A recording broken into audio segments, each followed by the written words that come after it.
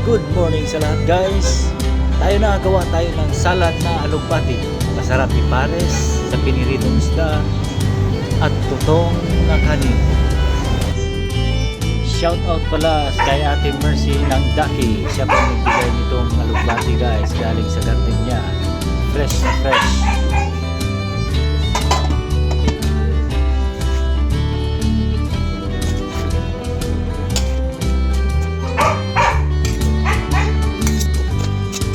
Hinala ko na para simulan ko ng timplahan.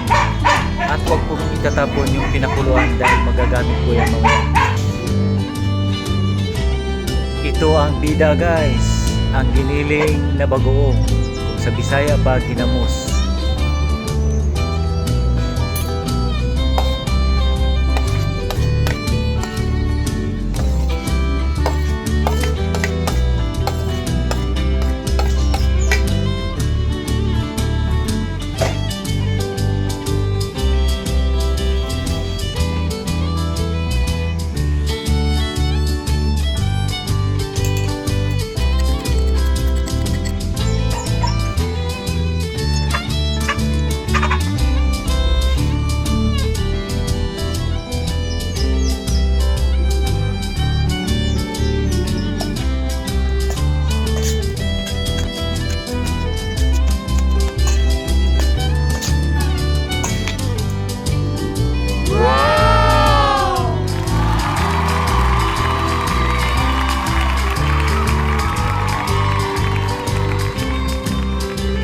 Ito yung sabaw kanina guys. Isalin ko lang sa paborito kong mug.